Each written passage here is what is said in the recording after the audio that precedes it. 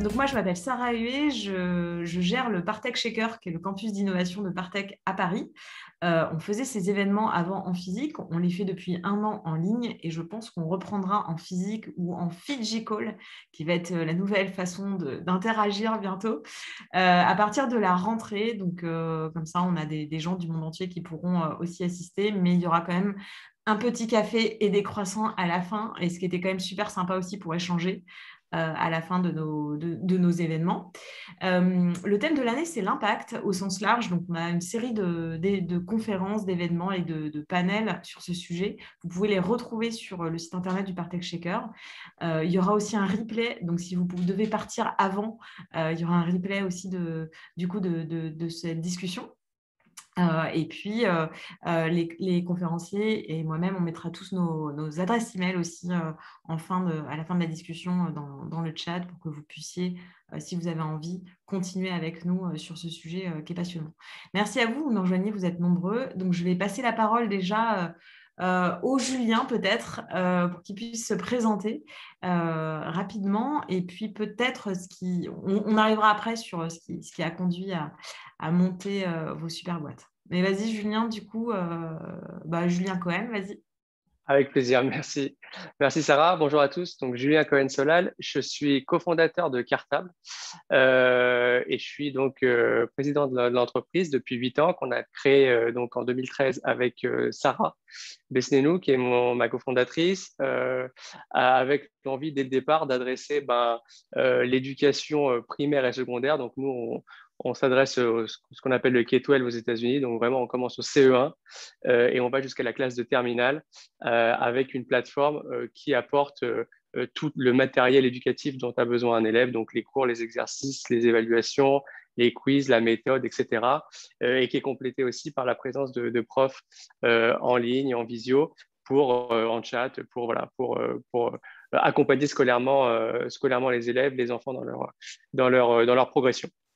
Voilà en quelques mots ce que fait Cartable et j'aurai l'occasion sûrement de revenir sur la genèse, etc. Vous êtes monté il y a combien de temps Il y a 8 ans. Il y a Il 8 y a ans. 8 ans, ouais. Okay. Et vous êtes combien aujourd'hui? Aujourd'hui, on est une trentaine. On a à peu près 200, un peu plus enseignants qui travaillent avec nous. Et on a tous les mois environ 2 millions d'utilisateurs qui utilisent le site ou l'application. Et que en France, c'est ça, hein? Oui, oui. Alors nous, pour l'instant, on n'est qu'en France. Pour l'instant. On s'est vraiment focalisé sur les programmes et le système éducatif français. Ok. Du coup, Julien Barbier, vas-y, je te laisse te présenter. Bonjour à tous, donc je m'appelle Julien, je suis le cofondateur et CEO de la société qui s'appelle Allberton, qui est une société américaine, où on a lancé, historiquement, on a lancé une première école. Donc nous, on fait du software engineering pour le higher ed, donc pensez après le bac. Et on a monté une première école basée sur le learning how to learn, pas de prof, et un système de tuition qui est tu ne payes que à la fin avec une partie de ton salaire que si tu trouves un job, sinon tu ne nous payes pas, qui a été assez révolutionnaire aux États-Unis quand vous connaissez le contexte un petit peu de la dette étudiante américaine. À la suite de ça, en fait, on a eu plein de partenaires qui sont venus nous voir et nous disent c'est génial, ça marche super bien. Vos étudiants, au bout de quelques mois, ils sont placés chez Facebook, Apple, on veut la même chose chez nous. Et on a commencé à s'étendre un peu partout dans le monde. Aujourd'hui, on a une vingtaine d'écoles dans le monde entier, sur tous les continents. Et plus récemment, on commence à vendre nos outils, tous les outils qu'on a développés pour Allberton, un par un pour d'autres acteurs, que ce soit des universités ou des centres de formation. Et vous n'êtes pas en France, Julien, encore? Et sinon, on est en France. Il y a une Allberton en France? Ouais, on a une école à D'accord. Lille qui a commencé en janvier et qui D'accord. ouvre physiquement du coup en juin. Ok. Et une deuxième qui ouvre également en juin. Et on en a plusieurs aussi sur le radar. A priori, on en aura 2 autres avant la fin de l'année. Génial. Ok. Bon, trop bien. Et toi, tu es encore dans la vallée aujourd'hui. Tout à fait, ouais. Vous avez toute l'équipe est... Alors nous, notre équipe est totalement distribuée. On a des équipes Amérique du Nord, Amérique latine. On a des gens en France, on a des gens Ouais. en Israël, on a des gens en Argentine, au Brésil, on a partout. Mais il y a des lieux physiques. C'est ça qu'il faut comprendre, c'est que tu as des lieux physiques Non, ouais, ou… tout à fait. Les écoles sont des écoles physiques, donc c'est un modèle, c'est pas un modèle 100% en personne, c'est un modèle hybride, Ouais. mais avec une forte. On insiste beaucoup en fait sur le in-person qui apporte une qualité quand même, je trouve, assez intéressante dans l'éducation. Et en plus de ça, on est basé sur le peer learning, donc on n'a pas de prof, mais on a du staff qui entoure. Mais on est basé sur du peer learning. Les interactions entre les gens sont hyper importantes. Et on peut avoir des interactions en ligne, mais les interactions physiques, socialement, sont hyper importantes. Et on pourra revenir sur le côté social de pourquoi c'est important. Je pense que la crise du Covid nous a apporté pas mal d'éléments là-dessus. Mais je vais laisser la parole à tout le monde pour se présenter. Ça marche, merci. Solène, je te laisse prendre la parole du coup. Ouais, je vais faire vite fait parce que je sais que je vois que Pierre là, il stresse, qu'il doit Il bientôt. stresse, je vais lui laisser parler après. Ouais, donc, moi, je suis Solène Boquillon-Le Guazou. Je suis la fondatrice de SoftKids que j'ai créé il y a 2 ans, mais j'ai commercialisé le premier produit il y a tout juste un an. Et donc, c'est une application qui vise à cultiver les soft skills des enfants dès 6 ans. Trop bien. Voilà. Merci Solène et je reviens après vers toi pour te poser des petites questions. Mais on va laisser la parole du coup à Pierre. Donc Pierre, je te laisse te présenter. Ouais, merci beaucoup. Merci pour tout. Ouais, je suis désolé. Ouais, du coup, moi, je vais devoir vous laisser là dans 5 minutes, malheureusement. Donc, brièvement, pour me présenter, donc moi, je suis le fondateur du Jouet Simple. Donc, moi, ce n'est pas une application, ce sont vraiment des produits physiques, des produits finis, donc des jouets. Le concept du Jouet Simple, donc c'est une nouvelle marque qu'on vient de lancer en tout début d'année. Et les premiers produits vont sortir en septembre. C'est la première marque de jouets consignés, donc fabriquée en France en plastique recyclé et recyclable. Et en fait, on repense les jouets les plus élémentaires dans l'économie circulaire. Donc nous, on intervient vraiment avant, on est dans l'éveil des enfants. Donc notre première gamme de jouets sera composée d'un hochet, d'un jouet à promener et d'un jouet à empiler. Donc on est vraiment sur des basiques de l'éveil.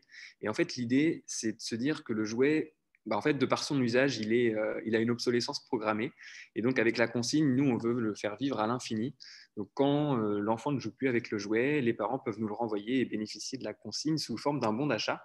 Et nous, entre-temps, on développe une nouvelle gamme qui correspond à la nouvelle tranche d'âge de l'enfant. Donc, l'idée, c'est de grandir au rythme des enfants dans cette boucle fermée de l'économie circulaire. Voilà, globalement, ce qu'on propose. Donc ça sera disponible à partir de septembre, c'est ça? Tout à fait, ouais. Et vous êtes uniquement une DNVB, donc Digital Non, Native. Non, vous non, serez non. présent en physique aussi. Très bonne question. On a lancé donc là une campagne de précommande là, il y a un mois et suite à quoi on a eu des premiers distributeurs qui sont engagés à nos côtés pour nous référencer. Et l'objectif du Jouet Simple, en fait, à terme, c'est d'engager avec nous les différents acteurs du secteur et de co-concevoir justement des gammes de produits engagés avec notre charte simple, recyclée, recyclable et consignée. Donc demain, on sera présent dans les magasins spécialisés du jouet, mais également dans des magasins multispécialistes type des multispécialistes qui vont partager notre ADN. Ok, donc c'est un peu une approche hybride. Tu continueras à faire du On online. aura toujours une offre sur notre site internet en parallèle avec nos produits. Et le but, c'est de co-concevoir des produits un petit peu sur mesure autour de partenariats derrière, autour de l'économie circulaire. Ce qui est intéressant, c'est que bon, on voit tous que Pierre est super jeune, mais il a un background de fou dans le jouet. Et je pense que c'est aussi ça qui permet des ouvertures de portes à un moment donné. Enfin, je crois que tu as bossé à peu près pour les grands distributeurs du marché, c'est ça? Ouais, j'ai eu l'occasion de travailler. Ça fait 7 ans en fait que je travaille dans le jouet. Du coup, j'ai pas grandi. J'ai passé mes 4 dernières années chez Hasbro, où j'aime bien dire que je suis l'ancien chef des Power Rangers. Donc, je m'occupais des Power Rangers et des Transformers pour la France. Donc, en effet, le marché du jouet, c'est un marché que je connais bien maintenant. Et ce qui est intéressant aussi, c'est que tu as fait une campagne de financement participatif, c'est ça, pour ta marque, qui a bien marché. Qui a bien marché. Et surtout, ce qui est intéressant de voir, c'est que vendre des jouets en avril, finalement, c'est pas l'évidence. Et on a vendu les jouets vraiment, nous, sur le concept de jouets consignés, au-delà du produit, en fait, comme des fois, on peut le voir sur beaucoup de campagnes. Donc là, ce qui est intéressant, c'est de voir tous ces retours qui ont été très positifs sur l'aspect de jouets consignés qui fait mouche. Donc, on est assez content de tous ces retours, justement. Ouais. Et peut-être ma dernière question pour toi avant que tu nous quittes là dans 1 minute. Et je voulais la poser plutôt à la fin, mais c'est vrai qu'on en a parlé quand on a préparé le webinaire. C'est une question qui est, je pense, qui va intéresser aussi tous les participants là, qui nous rejoignent. Tu as déjà l'intérêt de fonds d'investissement qui, sans même essayer de lever des fonds, qui ont entendu parler de toi, entendu parler de ta campagne et qui se posent la question de «Ah, mais qu'est-ce qu'il fait Pierre, ça a l'air sympa et surtout, il y a de la demande». C'est ça? Oui, c'est vrai, ouais, ouais, tout à fait. J'ai eu la chance d'être approché par plusieurs fonds qui voient qu'il y a alors, je pense que le fait que ce soit donc l'économie circulaire, toute cette logique qui est quand même quelque chose, on va dire, à la mode, hein, qui est une bonne mode. Ouais. Et puis le fait aussi que le jouet, c'est un marché qui demande un peu à être, entre guillemets, disrupté, si je puis dire. Donc je pense que ça peut, ouais, ça attire un peu ça attire l'attention. Et puis finalement, c'est un produit aussi où c'est assez facile de se projeter parce que c'est un produit qui parle à tout le monde. Donc on comprend assez rapidement en fait le type de concept qui est mis en place derrière. Ouais. Ouais. Est-ce que tu peux laisser du coup tes coordonnées dans le chat Ouais, comme ça avec, les gens n'hésitez pas à écrire du avec coup grand plaisir, je vous laisse mon mail. Il est complètement, ouais, ouais, si la moindre question, j'essaye de répondre autant que je peux avec grand plaisir toujours. Ouais, et complètement. on suivra du coup tes aventures et puis savoir si tu as gagné ce fameux trophée. Franchement, Ah, merci beaucoup. on te C'est souhaite très bon sympa de courage, votre le part. Je suis meilleur. vraiment désolé de vous laisser et je vais essayer de faire au mieux. À bientôt. C'est une À bonne bientôt. webinaire. J'enchaîne justement sur ce côté levée de fonds avec vous.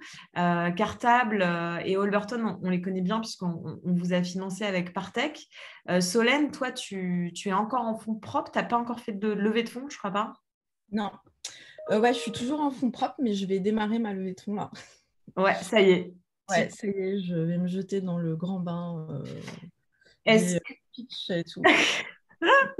Est-ce que, alors, du coup, pour les Juliens qui ont monté leur boîte il y a quelques temps, est-ce que c'est plus difficile ou plus facile maintenant, finalement, d'aller voir des investisseurs sur ces sujets d'éducation? On a quand même l'impression que la crise a fait émerger au premier plan, et d'ailleurs, nous, on a financé plusieurs, hein, vous n'êtes pas les seuls, on a financé aussi Lalido qui a explosé.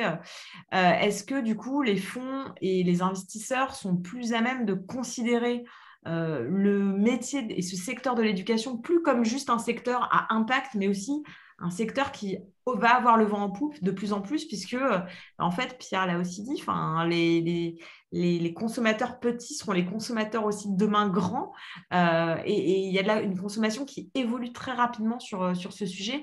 Est-ce que vous voyez sur ce sujet du financement quelque chose qui change depuis ces dernières années et notamment depuis la dernière crise? Je sais pas qui. Alors clairement, en fait, il y a eu une grosse accélération de tout ce qui est levée de fonds et même d'acquisition dans le domaine de Ouais. l'EdTech et EdTech, vraiment tech. C'est-à-dire que tout ce qui est pure tech, en fait, c'est en train d'exploser. Je pense que le Covid a fait réaliser en fait, aux fonds d'investissement que en fait, le futur, c'était, enfin une partie du futur en tout cas, c'était la tech dans l'éducation et que du coup, il y avait énormément de choses à faire dedans. Ouais. On sort un petit peu de 10 ans on n'investit pas beaucoup dans la tech, hein, dans les tech. L'éducation, c'est un marché où historiquement, en fait, les VC n'investissent pas. Ouais, Donc, c'est c'est très, très ça. dur c'est très, très dur de lever des fonds quand on est dans l'éducation, hein. Ouais. Mais aujourd'hui, si on a une solution et surtout qui démarre, et ça tient la route, il y a très peu de chances qu'on n'arrive pas à lever, hein. Donc, pour lever, c'est le bon moment. Le marché est très chaud Ouais. en termes d'acquisition et en termes de levée de fonds. C'est clair et net que le Covid a tout changé. On a des gros acteurs aussi aux États-Unis comme YC où on voit beaucoup plus de headtech là, dans les dernières promos qui rentrent et qui sortent. Du coup, on voit qu'il y a un intérêt et voilà, ça vient de la vallée. Et peut-être une question après pour toi, Solène. j'ai l'impression aussi que cette crise, tu vois, moi qui étais un peu contre les écrans, et je pense qu'on est un peu tous, tu vois, en tant que parents, contre les écrans et tout. Et je me souviens, on a eu cette discussion toutes les deux. J'ai utilisé, moi, Lalilo, qui est une boîte aussi du portefeuille de Partech pour mon enfant, donc, du coup, avec la maîtresse, tu vois. Et ça a complètement déconstruit tu vois, mes peurs et mes trucs par rapport aux écrans en voyant la progression incroyable de mon fils en utilisant cet outil, quoi.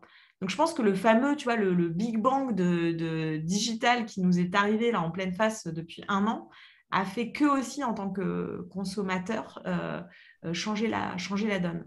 Solène, toi, tu l'avais déjà avant, en fait, ça. Tu m'avais toujours dit, enfin oui, Sarah, les écrans, mais ça dépend comment tu les utilises, Et quoi. oui, enfin, moi, j'ai fait pas mal. Enfin, je vous invite à aller sur YouTube, à regarder le. Mets-le si tu l'as, mets-le Ouais, je vous dans mettrai, le chat. faut Tu que je le mettras. retrouve, mais donc il y a Oui, tu il y a m'enverras. le premier CRI, qui est donc le laboratoire de recherche du CRI, donc Centre de recherche interdisciplinaire, qui a fait en fait un MOOC sur l'impact des écrans sur les enfants, avec vraiment Tisseron, etc. Donc vraiment des gens qui sont calés sur le Des sujet. pointures, quoi. Et c'est disponible sur YouTube et sur le site. En fait, il y a 5 épisodes. Et en fait, ça déconstruit un petit peu tout ce qu'on a entendu dire. Et moi, j'en suis convaincue depuis toujours. Pour moi, les écrans, c'est exactement comme l'alimentation. On ne donne pas du fast-food à nos enfants à tous les repas. Et ben, les écrans, c'est pareil. Et ce qui est le plus important dans les écrans, c'est le contenu. C'est même pas le temps, c'est d'avoir de l'écran interactif. Et le problème, c'est qu'on a toujours confondu, on met tout dans les écrans. On Ouais. met le passif. Justement, tu mets que le fast-food dans les écrans, Voilà, généralement. c'est ça. Alors Après, qu'il y a des choses très très bien. Et moi, je sais que je l'ai vu. Mon fils aîné, il a utilisé les écrans dès 3 ans. Et j'ai vu qu'il avait appris plein de choses via les écrans. J'avais notamment utilisé Marbotique, qui sont les lettres inspirées de Montessori qui vont avec les écrans. Et en fait, il faut aller au-delà des écrans, il faut penser numérique au sens large, parce qu'il y a beaucoup de choses au niveau numérique qui sont super bien. Donc voilà, il faut... Alors, c'est vrai que ça, peut-être les parents se sont reposés la question. Moi, je sais que pendant le confinement, le premier confinement de l'année dernière, je faisais des agendas pour occuper les enfants pendant que les parents télétravaillaient, avec beaucoup d'écrans. Et j'ai beaucoup de parents qui m'ont envoyé des messages en me disant « Ouais, vous m'avez réconcilié avec les écrans pour mes enfants », ouais. parce que j'ai vu qu'il y avait des choses intéressantes. Donc oui, je pense qu'il y a des leviers qui ont été débloqués, Ouais. mais il y a quand même un gros travail qu'on doit continuer à faire sur ce sujet. Ouais, tout le monde n'a pas encore tout saisi, en tout cas. Ouais, Mais il y voilà. a eu quand même un Big Bang, quoi. Avec cette crise, on s'est complètement rendu compte des effets bénéfiques aussi que ça pouvait, Oui, et puis en avoir. plus, certains les ont utilisés avec les instits pour l'école, etc. Donc effectivement, ça a changé. Après, juste si je peux revenir sur Vas-y. la question d'avant, là, sur quand même, effectivement, le fait qu'il y a beaucoup plus d'investissement dans les headtech, mais quand même, au niveau européen, il faut le dire, on est à la ramasse, hein. Mais parce qu'on est Et derrière, oui. même, et Ouais. même les US commencent à être à la ramasse. Sur les investissements 2020, la Chine a investi 10 milliards, alors que les US ont investi 2,8. Enfin, pour vous donner un ordre d'idée, quoi. Et après, c'est l'Inde qui est à 2,7 et l'Europe, c'est 0,8. Ouais, trop bien. Tu nous donneras ces datas aussi, comme ça on Je peux vous mettre le Ouais, lien. tu mettras le lien. C'est un rapport de l'année de 2020. Et donc, Ouais. on voit vraiment que, on est mais à des années-lumière de ce qu'il y a en matière d'investissement dans le reste du monde. Ouais, c'est fou. Toi, Julien, tu étais en train de répondre là sur le chat, je voyais ce que tu disais, que c'était quand même un bon moment pour monter sa boîte dans les headtech. Ouais. Et tu le sens aussi bien aux États-Unis qu'en France. C'est pas une question de culture, quoi. Ah non, mais c'est France, États-Unis, Chine, comme le dit Partout. Solène. La Chine, ça fait très longtemps en fait qu'ils investissent dans les cours en ligne, très longtemps. Et d'ailleurs, en fait, on voit globalement que en termes d'investissement dans les secteurs vraiment cruciaux et stratégiques comme l'intelligence artificielle, l'éducation, le quantum computing, la Chine est vraiment très en avance même par rapport aux États-Unis. On n'en parle pas beaucoup parce qu'on ne parle pas beaucoup de la Chine dans la presse francophone ou américaine, mais ils Ouais. sont très, très, très, très, très en avance. Même au niveau tech, hein, quand tu regardes Alibaba, il est plus gros qu'à la fois eBay et Amazon confondus, alors qu'on a l'impression qu'Amazon, c'est le mastodonte. Bah, pas du tout, en fait. Mais Amérique latine, pareil. Afrique, ça bouge un petit peu. Il y a peu de fonds par rapport au reste du monde, mais ça bouge énormément, beaucoup plus en fait qu'en France et qu'en Europe, où historiquement, on a une éducation de qualité, je trouve, par rapport à d'autres continents. Historiquement, ça s'est passé plutôt bien et on n'a pas refait les investissements qu'il fallait, notamment en tout ce qui est automation et tout ce qui est un peu plus avancé. Euh, je ne sais pas si l'éducation en France aujourd'hui est un sujet stratégique majeur. Moi, les retours que j'ai eus, c'est non. Et je pense que c'est un vrai problème. Et j'espère que tout le monde va se réveiller parce que globalement, si on n'attaque pas l'éducation, si on n'attaque pas la tech, l'intelligence artificielle, on va se retrouver à la ramasse en France et en Europe. Bah, j'étais encore hier soir en groupe de travail EdTech, avec EdTech France. On n'était que des startups donc du K12. Et on discutait tous des problématiques à travailler avec le public. Voilà, c'est ça. D'avoir un business model qui tient la route, de ce fait. Hein. Et en fait, le souci, c'est qu'aujourd'hui, il n'y a pas du tout de coopération au niveau de l'éducation nationale, quoi. Public Il faut en privé. fait prendre son bâton de pèlerin et aller frapper à la porte soit de chaque mairie, soit de chaque école. Et à l'intérieur de l'école, il faut aller parler à chaque maîtresse, en fait, ou chaque maître. Ça complique énormément les choses. C'est fou. Ouais. Est-ce que c'est pareil pour toi, Julien, avec Cartable? Ouais, ben, disons que c'est un peu le sujet aussi qu'on a en France et dans les pays qui ont traditionnellement un système éducatif, effectivement, qui est de bonne facture. C'est un peu le revers de la médaille, c'est qu'on a un bon système, mais qui est aussi associé à la gratuité de l'école. Et forcément, on parle de levée de fonds, on parle d'investissement, investir dans l'intelligence artificielle pour apprendre, etc. Forcément, il y a de l'argent qui est en jeu. Et typiquement, nous, on l'a vécu, comme d'autres l'ont vécu ici et ailleurs. On a du mal à parler d'éducation privée ou d'éducation, est-ce que c'est for profit ou pas for profit, mais en tout cas, de dire que voilà, on a un produit éducatif à vendre, scolaire, qui plus est dans notre cas, et c'est quelque chose qui ne peut pas être gratuit, c'est quelque chose qui demande des investissements, qui demande en amont des enseignants, des éditeurs, etc. Et je pense qu'un des sujets qu'on a et qui fait que côté investissement, enfin, financement, VC, etc., sur toute la chaîne, ça se ressent, c'est que le marché est encore un peu traditionnel sur son approche de l'éducation.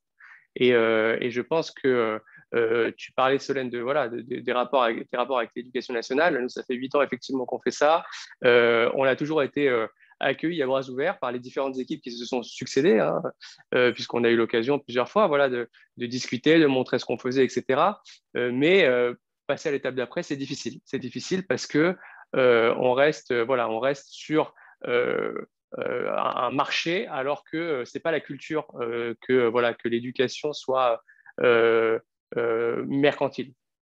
Et on parle là du coup des différences un peu culturelles, puisque aux États-Unis, c'est totalement normal, et toi tu y es, Julien, de payer et de payer très cher. Et d'ailleurs, si c'est pas assez cher, c'est un petit peu, les gens sont méfiants, quoi.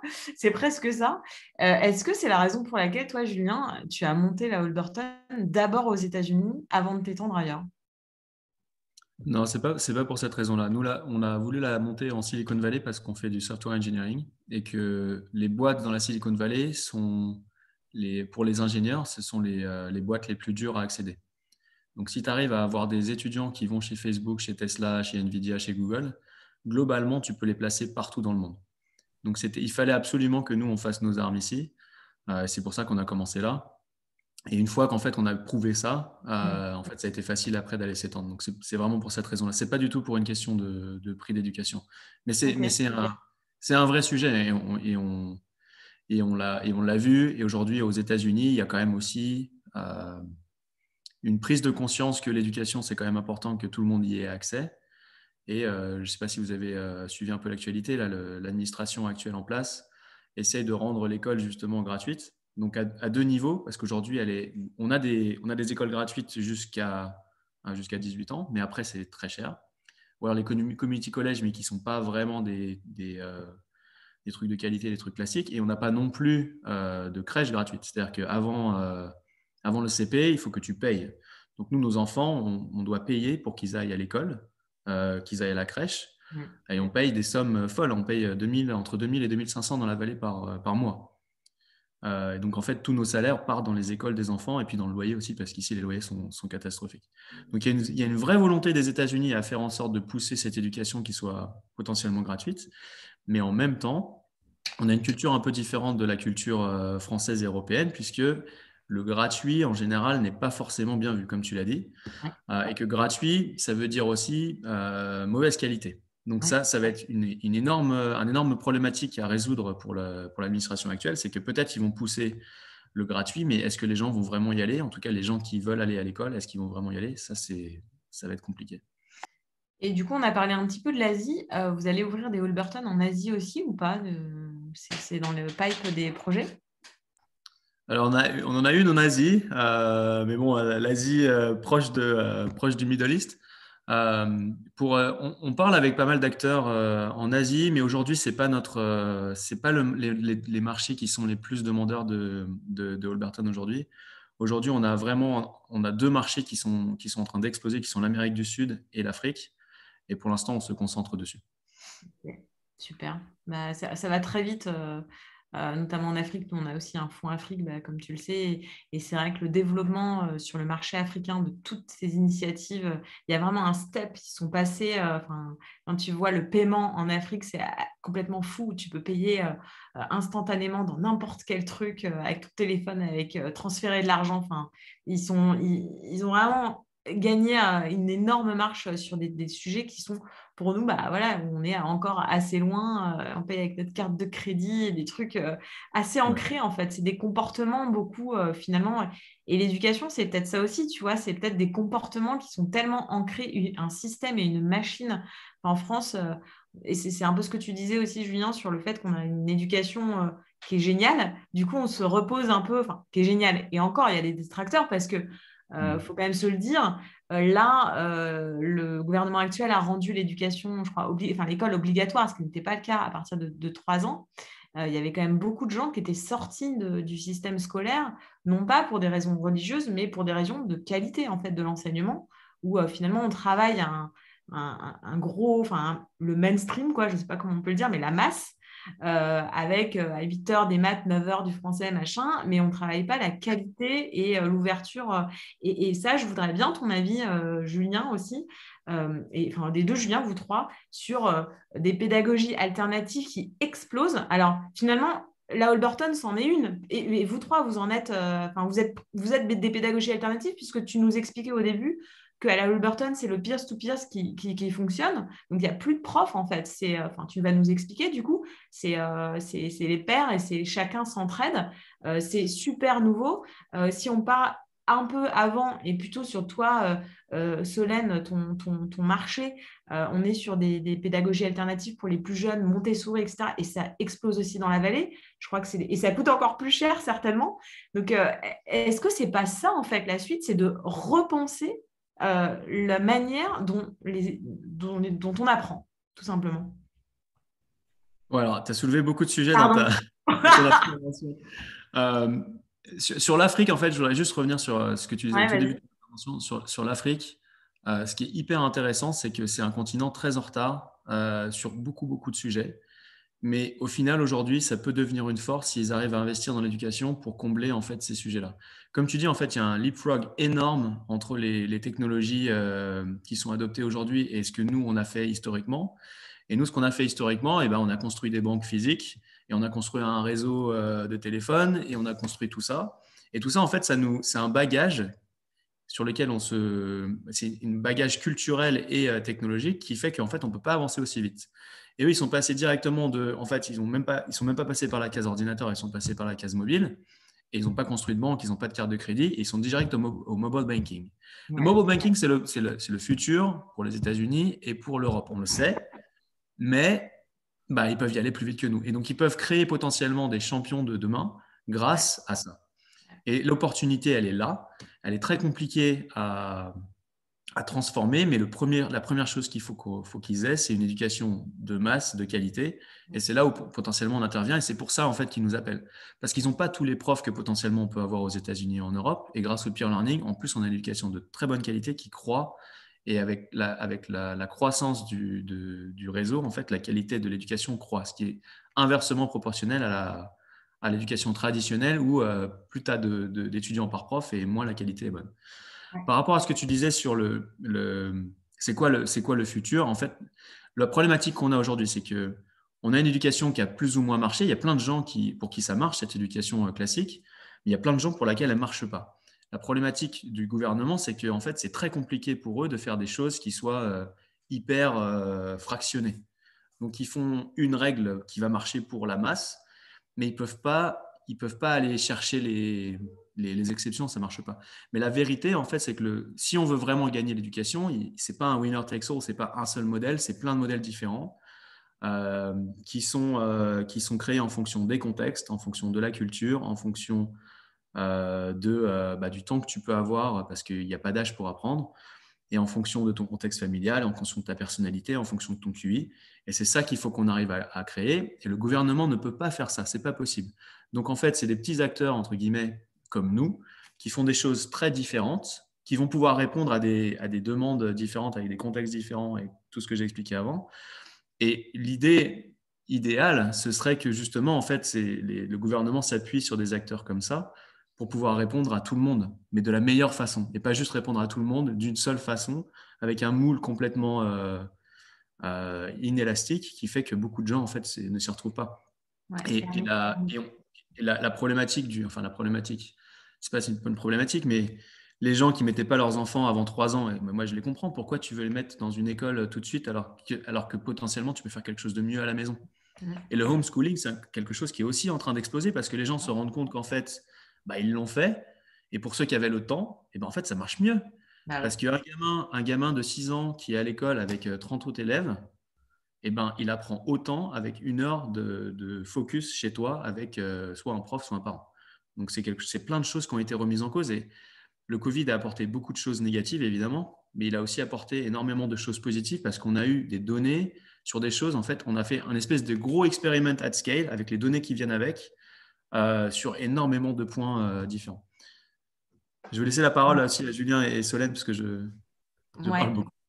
Moi, juste pour rebondir, je pense aussi un des grands changements et ce qui fait que l'école se transformer, c'est toutes les découvertes qui ont été faites en neurosciences qui sont très récentes, parce que, par exemple, tout ce qui a été fait au niveau de comment fonctionnait le cerveau des enfants, le cortex préfrontal, la gestion des émotions, tout ça, ça date de 2013, donc c'est récent. Et en fait, en France, le gouvernement essaye de travailler sur ces sujets, mais il y a quand même une grosse résistance. Et on voit en fait qu'il faut absolument qu'on apprenne à apprendre et que chaque enfant apprend différemment. Et c'est là où en fait, les EdTech peuvent apporter beaucoup, puisque grâce aux EdTech, on peut faire en sorte que les enfants apprennent en fonction de leurs besoins. Et donc, il faudrait voir les EdTech comme un support à l'enseignant, plutôt que comme quelque chose qui va tout bouleverser ou tout changer. Et d'ailleurs, il y a pas mal de solutions où les enseignants disent « Ah ouais, moi, ça me permet de mettre l'élève qui a des difficultés, par exemple, à l'apprentissage de la lecture. Si je le mets avec la Lilo un petit peu, il va pouvoir apprendre tout seul et je pourrais gérer le reste du groupe, quoi. » Ouais, on reviendra après, c'est aussi le fameux présentiel versus à distance aussi, pouvoir se concentrer pour l'enseignant sur des enfants aussi qui ont plus de besoins ou qui ont plus de difficultés que d'autres. C'est fou. Toi, Julien, tu disais que tu avais aussi discuté pendant ces 8 dernières années, mais dis-nous, pourquoi cette résistance? Explique-nous. Ça vient d'où Et, qu'on écrive à qui, là, après le webinaire pour que ça change? non, mais on est comme dans plein d'autres endroits, et celui-là, c'est encore plus. On est dans un cas typique de conduite du changement. Ce que vous avez dit à l'instant sur l'Afrique, c'est exactement ça. C'est que ils avaient une étape, une marche qu'ils n'avaient pas eu le temps de créer, et ça a été un poids en moins pour eux.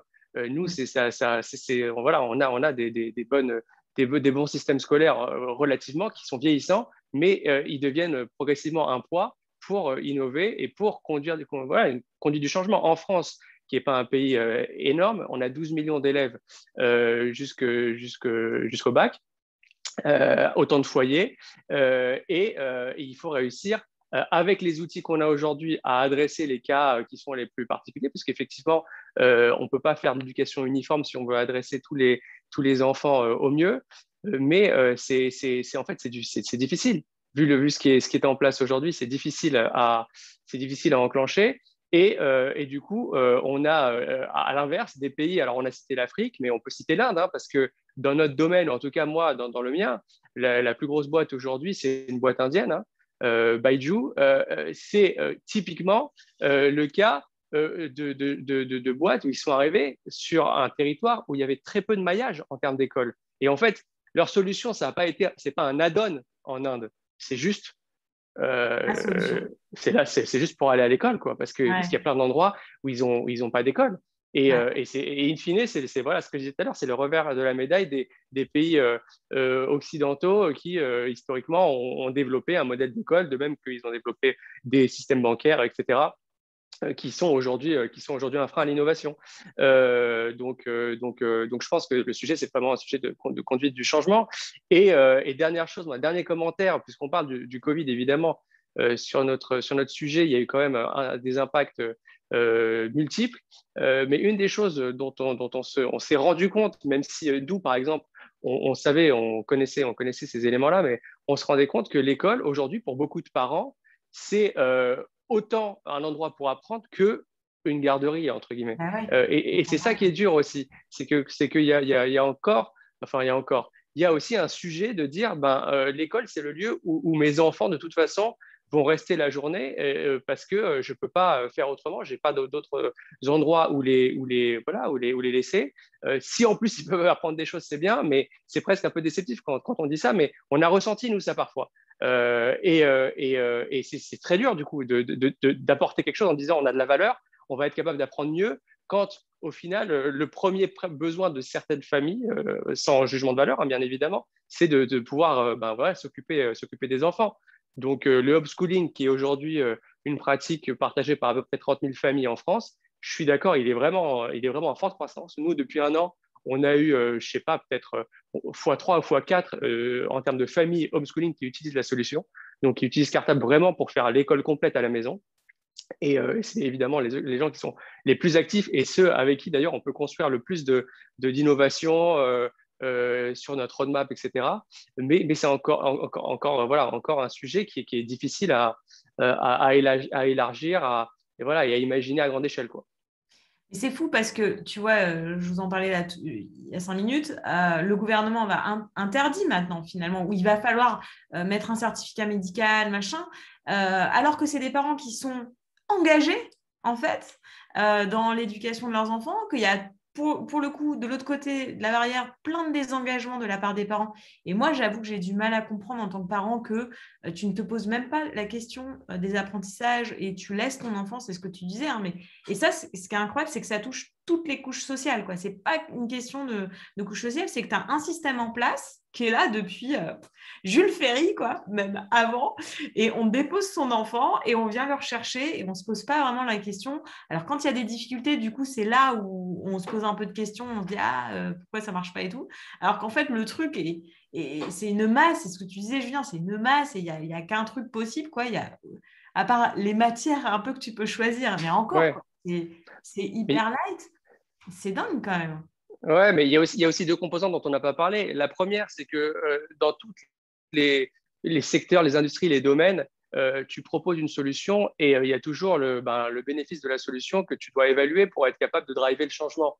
On est sur des cycles longs, c'est-à-dire que pour voir les bénéfices sur des enfants, etc., d'une pédagogie X d'une pédagogie Y, c'est pas instantané. On fait le parallèle, par exemple, avec le banking, etc. C'est plus facile, entre guillemets. Tu le vois direct. Je ne sais pas si tu le vois direct, mais en tout cas, Rapidement. tu éduques, sans faire de jeu de mots, tu éduques de manière un peu plus rapide les particuliers, voilà, les familles, etc., à des nouvelles pratiques. Sur l'éducation, tu as des cycles, voilà, t'as des cycles qui sont longs et qui sont du coup qui jouent un peu en la défaveur de cette innovation. Est-ce que le fait aussi d'être donc avec Cartable, tu travailles, tu travailles à distance, donc tu te focuses sur un élève, tu enlèves cet effet groupe. Je ne sais pas à la Holberton comment ça marche, mais est-ce que la solution aussi des apprentissages, c'est pas de travailler plus en individuel avec que ce soit une machine ou peers to peers, comment ça fonctionne? Est-ce que c'est pas plus ça, tu vois, la vraie solution? Nous, ce qu'on pense, pour avoir beaucoup trituré le sujet, c'est que d'abord, on ne pourra pas faire du tout numérique. Julien en parlait tout à l'heure, hein. C'est encore plus vrai chez les plus jeunes. Ils ne peuvent pas être seuls livrés eux-mêmes devant un écran, c'est pas vrai. Donc il y a ce modèle hybride de toute façon qui va être à trouver, hein, l'équilibre. Mais le numérique va permettre d'abord de faire des apprentissages en autonomie. Il y a des sujets de classe inversée, etc., qui existent depuis longtemps, qui permettent, voilà, qui ne sont pas des idées à jeter, hein. C'est très pertinent, mais ça ne suffit pas. Ça veut dire que de l'autre côté, il faut avoir des profs qui sont formés à des méthodes différentes, des profs qui ne vont pas parler à 30 élèves d'un coup, mais qui peuvent parler pour le coup à 4-5 personnes, parce que nous, par exemple, chez Cartable, on essaye, nous, d'avoir voilà, une technologie qui va identifier et créer des groupes d'élèves homogènes.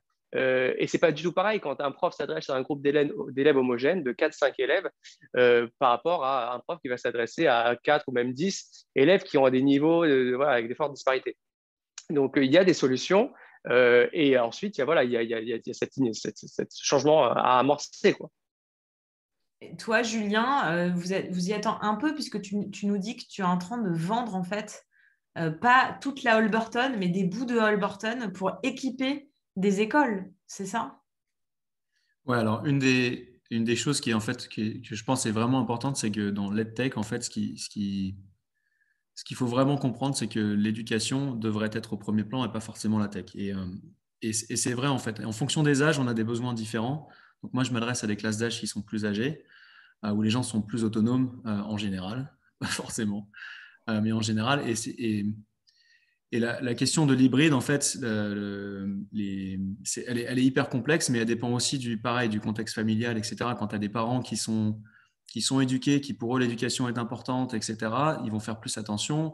Les gens qui n'ont pas forcément, il y a des parents qui n'ont pas forcément le temps parce qu'ils ont 5 enfants et puis c'est mère célibataire et puis j'ai 3 jobs juste pour subvenir aux besoins de mes enfants. Donc ces familles-là, elles ont besoin de choses différentes. Et là, potentiellement, la tech peut potentiellement remplacer une partie de l'attention que les parents ne peuvent pas donner à leurs enfants. Donc encore une fois, c'est un sujet complexe, il n'y a pas une seule règle. Pour nous, la tech vient aussi aider quand on vend les produits. Par exemple, on vend des projets qui sont autocorrigés. Ça permet quoi? Ça permet si tu fais un step back, tu sais que que ce soit les enfants ou des adultes, on apprend tous par la pratique beaucoup mieux que si on reste assis et qu'on écoute passivement quelqu'un nous dire ce qu'on doit penser. Ça, c'est une réalité. Mais la problématique, encore une fois, c'est que en fait, si je suis un prof et que j'ai 300 élèves en université, je ne vais pas pouvoir faire des projets tous les jours. Ce n'est pas possible. Donc nous, ce qu'on essaie de faire, c'est de enhance en fait le prof. Le prof va pouvoir focus en université sur ses cours. En général, les profs, ils aiment bien expliquer, ils aiment bien enseigner. C'est pour ça qu'ils sont profs. Alors, pas partout, mais bon, ça dépend. Mais ils peuvent pas, ils aimeraient bien donner plus de projets parce qu'ils savent que ça marche. Et nous, en fait, ce qu'on arrive à faire, c'est qu'on leur donne les projets. Les projets sont autocorrigés. Et il y a tellement de choses qui sont testées qu'en fait, ça devient quasiment quelque chose de personnalisé en termes de correction pour les élèves. Et du coup, les élèves peuvent avancer rapidement et apprendre beaucoup sans intervention énorme du professeur. Donc, on vient en fait amplifier le travail du prof, on ne vient pas le remplacer dans ce cas-là. Solène, tu vas ajouter quelque chose ou sinon j'enchaîne avec ce que dit Julien? C'était juste avant, je voulais rebondir sur la partie un peu standard de l'école. Enfin, Moi, je pense aussi que ça ne marche pas avec l'éducation nationale parce qu'ils ne sont pas du tout câblés comme les startups, quoi. Moi, par exemple, j'ai rempli un dossier pour avoir une subvention et je n'ai pas de comité scientifique dans ma startup. Donc, je n'ai pas de gars qui vient du CNRS, qui a écrit une thèse sur les soft skills ou quoi que ce soit. Et du coup, comme je n'ai pas de comité scientifique, mon dossier n'a pas été accepté. Et en fait, moi, j'ai envie de leur dire, mais voilà, et à côté de ça, ils veulent des startups. Ils disent, mais startup postulée, quoi. Mais quand on est une startup, qu'on commence, etc., oui, voilà, on a des experts et tout, mais moi, quand j'ai commencé, on était deux, quoi. Donc, Bien sûr. et donc, en Ça fait, se prête moins, ouais. il y a un fossé Un fossé. entre, quand on remplit une demande de marché public, tout le monde imagine un petit peu ce que ça donne. Et, La et réalité. la start-up où on est tous à essayer de se débrouiller, etc., quoi. Donc, ce qui fait que c'est très compliqué quand même. Tu peux essayer de fake it until you make it. Bah, c'est peut-être un peu plus compliqué quand tu dois avoir un comité Ouais, un sous-comité scientifique. scientifique, je m'y risque pas. Tu mets les noms de tes jumeaux, tu dis que c'est des scientifiques. Oui, hein. J'ai Alexandre, je pense que tu peux parler. Tu voulais nous poser une question? Tu avais levé la main. Oui, bonjour, vous m'entendez bien? Ouais? Cool, bah déjà merci beaucoup, c'est vraiment très insightful, vraiment tous les participants m'ont fait bien réfléchir sur ce thème profond. Je suis moi-même entrepreneur dans la EdTech et je voulais savoir sur le commentaire de Julien où il parlait que le Covid a tout changé, que maintenant c'est possible vraiment de lever des fonds, c'est même facile on va dire. C'est plutôt aux États-Unis ou même en France, il y a vraiment ce mouvement qui se fait que moi j'ai pas encore vu en France en tout cas, mais je voulais savoir si c'était quoi les perspectives des différents participants sur l'EdTech en France. Je suis un peu nouveau aussi, je suis arrivé en France. Oui, oui. Parce que Julien, en fait, tu as répondu que aux panélistes dans le chat. Et donc, il n'a pas vu. Ah Il mince, n'a pas pardon. vu. Vas-y, Euh, mais du coup, je te laisse lui répondre. Ouais. En fait, il y a deux choses dans ta question. La première, c'est oui, ça explose aussi en France. En général, ça explose plus rapidement en Chine qu'aux États-Unis. Et après, juste après, bah, il y a l'Europe qui suit. Mais là, ça fait longtemps, hein. Donc là, le marché est vraiment chaud également en Europe et en France. Donc, je t'encourage, si tu ne sais pas si c'est maintenant ou un peu plus tard qu'il faut lever les fonds, je peux te dire que c'est maintenant. Maintenant, le deuxième truc, c'est que en fait, si ta boîte, elle n'est pas franco-française adressée au marché uniquement français, si c'est le cas, il faut lever en France. Mais si ce n'est pas le cas, tu n'as aucune raison de lever en France. Et en général, tu auras des meilleurs deals ailleurs. Parce qu'en général, sur des marchés qui sont très chauds, les États-Unis vont mettre des tickets 2 fois plus gros pour prendre 2 fois moins de ta boîte. Donc, c'est en général, hein, évidemment, il y a des fonds qui sont très très bien en France et j'ai parlé avec des gens vraiment géniaux aussi en France. Donc, tu peux aller déjà voir ces personnes-là, mais il ne faut pas se limiter, en fait, parce qu'on est français, au fonds français.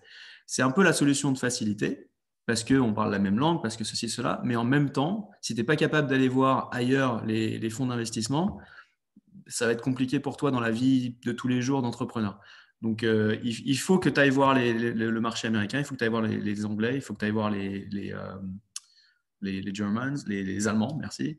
Les Chinois, si tu peux, c'est plus compliqué. Mais va voir tout le monde, en fait. Fais une liste de tous les gens qui investissent dans les tech, tout le monde, le monde entier, et tu vas tous les voir, un par un, en prenant ton LinkedIn et en essayant d'avoir des intros, et en préparant des emails personnalisés quand tu connais personne, avec un mini pitch et un tout petit deck, 7 pages, et vas-y, quoi. Toi, Julien, c'est comme ça que tu t'as fait, du coup, il y a longtemps maintenant, mais tu es allé les voir sur LinkedIn, tu es allé toquer aux portes et tu as choisi tes fonds comme ça? Lequel alors? Bah, les deux. Les deux, bah, je vais répondre et je te laisse la parole juste après. Écoute, c'est vrai que nous, c'est dans 2013-2014, pardon. En France, comme d'ailleurs, c'était un peu moins chaud sur l'EdTech. Et on a eu la chance, pour le coup, d'avoir été repéré par Partech à un des concours à l'époque auquel on participait. Et voilà, et Partech nous avait contacté à ce moment-là. Et pour être honnête, ça s'est fait assez vite. On a eu un bon fit mutuel. Et voilà, et on ne s'est pas posé beaucoup plus de questions. Mais maintenant, je rejoins ce que Julien vient de dire. Il y a un intérêt qui a explosé outre-Atlantique, aussi en Asie encore plus, mais pour nous, ça paraît parfois un peu plus loin l'Asie et un peu plus facile aux États-Unis. Donc, je suis d'accord, il faut absolument essayer d'aller taper à toutes les portes. Et c'est ce qu'on a l'habitude de faire pour tous les sujets, pas que pour les financements. C'est bien. Et Voilà. toi, Julien, du coup? Ouais, alors nous, pareil, en fait, si tu veux, le marché de l'EdTech, il a vraiment explosé l'année dernière. C'est-à-dire qu'avant, en fait, c'était mort. C'était mort. Il y a très peu de gens qui voulaient investir en EdTech. Donc, en fait, par défaut, nous, on est allé voir tout le monde tout le temps. Et le dernier round, moi, je suis allé parler, je me suis même déplacé en Amérique latine pour aller voir des gens. Je me suis déplacé en Europe pour aller voir des gens. Je me suis déplacé partout dans les États-Unis pour aller voir en personne. Parce que quand tu les as en personne, c'est différent. Puis en plus, ils voient qu'en fait, tu as un peu plus faim parce que tu t'es déplacé. Aujourd'hui, tu n'as plus besoin de ça parce que c'est rentré dans les mœurs que tu peux faire ton truc par Zoom. Donc, tu n'as plus besoin de ça. En plus, du coup, ça coûte moins cher. Mais ouais, je t'encourage à contacter tout le monde. On a fait une levée de fonds de 20 millions. On avait le double sur la table. On a dû dire non à la moitié de l'argent qu'on avait parce qu'on a fait ce travail. Et bon, après, on peut parler des levées de fonds c'est tout un sujet. Fais pas ça non plus au dernier moment. Ça prend, en moyenne, ça prend à peu près 6 mois pour lever des fonds de façon correcte et successful. En moyenne. Donc, c'est une moyenne. Il y a des gens qui mettent 1 an, il y a des gens qui mettent 3 mois, tant mieux pour eux. Mais c'est très long, c'est très dur. Tu te reçois plein de noms tout le temps. Et c'est ça qui fait qu'en général, quand c'est la première fois que tu fais une levée de fonds, que tu n'as pas l'habitude, tu te dis, ah bah, ça te décourage un petit peu. Mais c'est normal en fait, parce que la plupart des gens, ils vont te dire non. Si en fait ton idée, tout de suite, tout le monde te dit oui, c'est qu'ils sont en train de dire oui à tout le monde et que tout le monde a la même idée que toi. Et en fait, tu n'as rien de disruptif en fait quelque part. Donc c'est normal en fait que tu galères un petit peu à lever des fonds, même si tu as un super produit, les meilleurs vont te dire non. La plupart des meilleurs vont te dire non. Donc bon courage, c'est dur, c'est fatigant, c'est stressant, mais aujourd'hui c'est vraiment il n'y a pas de meilleur moment sur les 10 dernières années pour lever des fonds dans les tech. Et pour plus largement, tu me dis super, merci beaucoup. Il n'y a pas de meilleur moment pour lever des fonds tout court. Le marché explose en France et aux États-Unis. C'est vrai qu'il y a, et notamment sur tous les projets impact. Enfin, c'est vrai que franchement, j'espère qu'on va dépasser le traction scale, enfin un truc et qu'on va aller sur des projets aussi qui changent le monde et l'éducation. Enfin, et c'est pas que du branding, quoi. C'est-à-dire que les fonds ont aussi compris que ces citoyens sont des consommateurs de demain, que les gens veulent autre chose. Enfin, c'est un truc très, très économique derrière. Donc, la manière dont tu façonnes, et du coup, pour le coup, Solène, je suis un peu accablée des chiffres que tu as donnés au début de ce panel parce qu'on est quand même super à la bourre sur ces questions, quoi. C'est juste C'est pour ça que alarmant.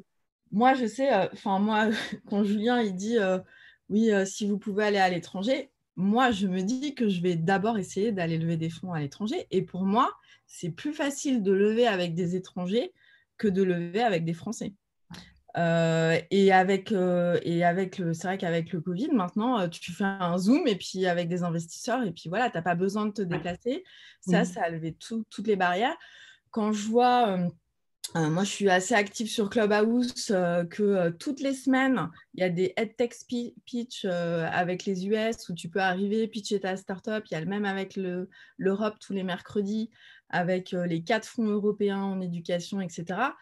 Enfin, voilà, c'est des choses qui n'étaient pas pensables il y a encore 1 an et demi. Donc, pour moi, je pense, alors après, je n'ai pas encore levé mes fonds, mais je pense que c'est quand même plus facile aujourd'hui, et d'autant plus si on s'ouvre à l'international.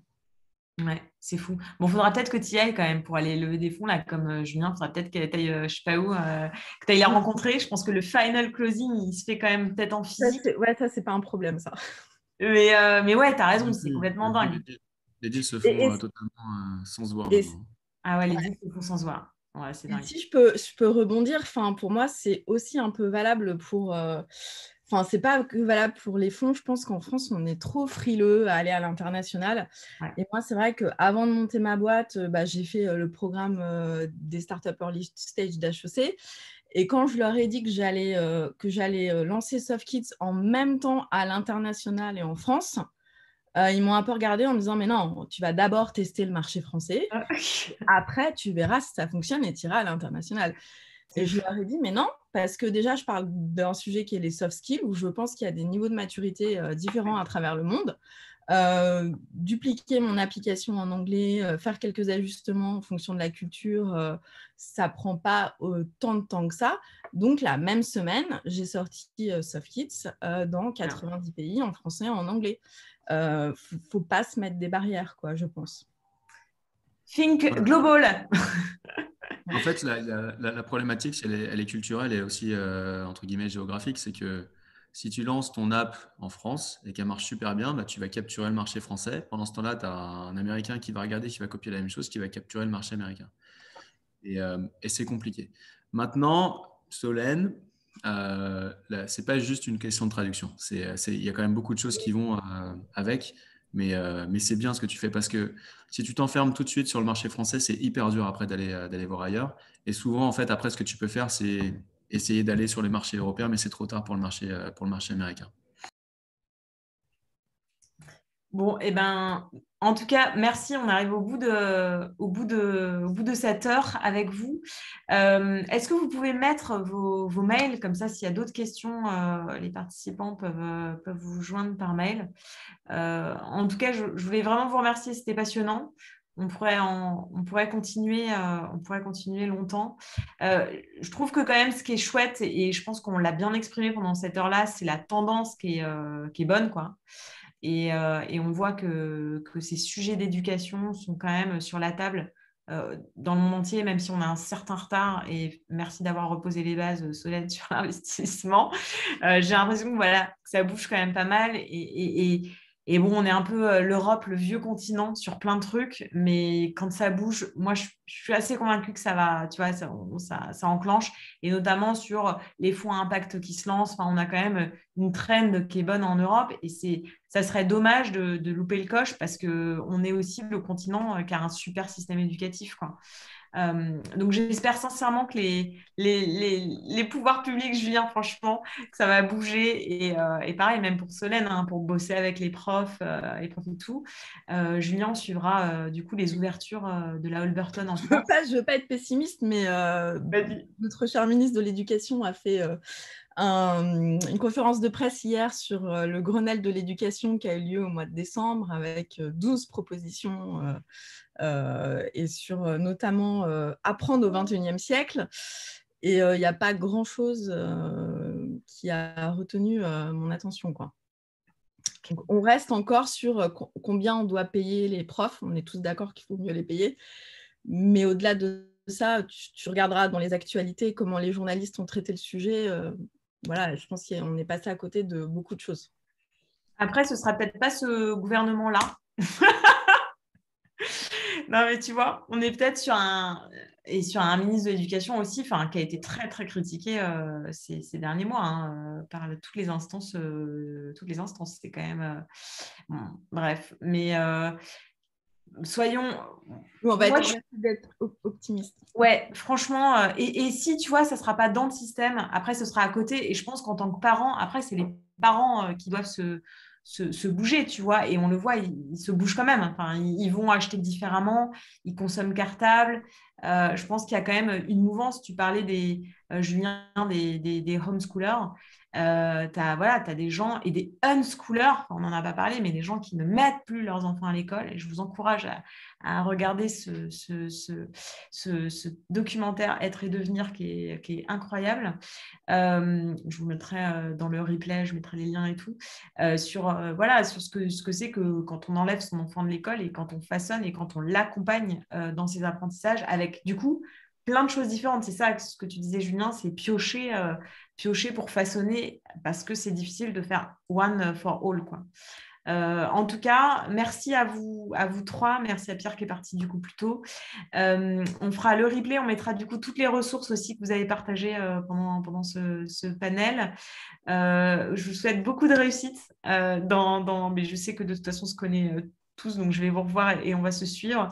Et puis pour les participants, n'hésitez pas aussi à suivre nos prochains événements. Il y en aura jusqu'à la fin de l'année sur ces sujets qui nous sont chers. Voilà, je vous souhaite une bonne soirée. On a fait ça Merci beaucoup. Pour Julien qui est dans la vallée. Et donc, bonne journée, Julien. Merci. Bonne journée à toi et merci à tous. Merci à tous et bonne chance Solène pour la levée de fonds. Merci. Good luck. À plus, ciao. Salut, salut.